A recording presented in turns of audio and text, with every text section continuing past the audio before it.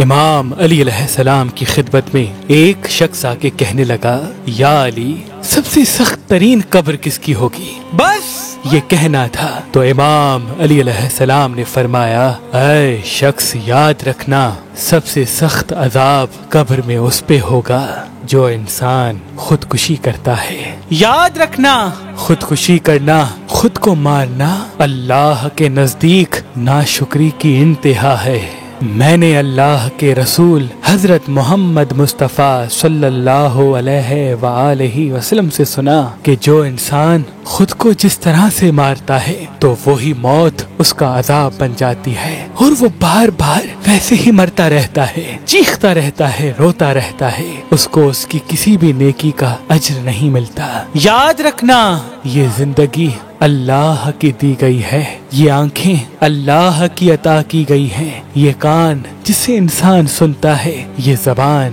جس سے انسان بولتا ہے، یہ ہاتھ، یہ پاؤں مقرر وقت تک انسان کے لیے اللہ کی نعمت قرار دیے گئے ہیں، اور یہ زندگی انسان کے لیے امتحان ہے، اور موت اس امتحان سے نجات کا نام ہے، اور حساب و کتاب روز محشر جنت و دوزخ میں تقسیم کو کہتے ہیں۔ یاد رکھنا، جس طرح سے اللہ نے جسم کی بھوک اور پیاس کو ہر انسان کی فطرت میں سما دیا ہے، ویسے ہی انسان کی روح میں اللہ کی عبادت اور اس کے رسول کی فرما برداری کو روح کا سکون اور انسان کا اطمینان قرار دیا ہے۔ جو انسان اللہ سے دور رہتا ہے، اس کے رسول کی اطاعت نہیں کرتا، اس کی روح بے چین رہتی ہے، اور پھر اپنے روح کے سکون اور اطمینان کے لیے دنیاوی خواہشات کو سہارا بنا لیتا ہے، اور وہی چیز اس میں لالچ اور ہوس پیدا کرتی ہے۔ یاد رکھنا،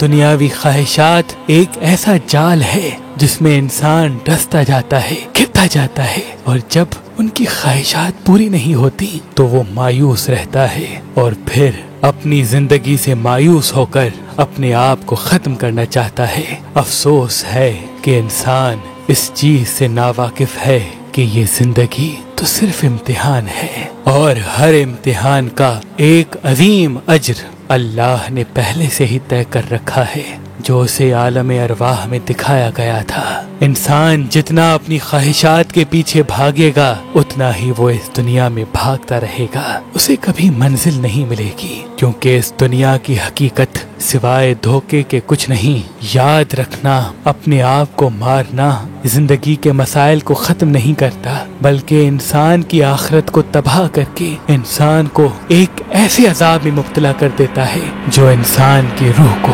کبھی چین نہیں دیتا، جو انسان کی روح کو کبھی چین نہیں دیتا، جو انسان کی روح کو کبھی چین نہیں دیتا۔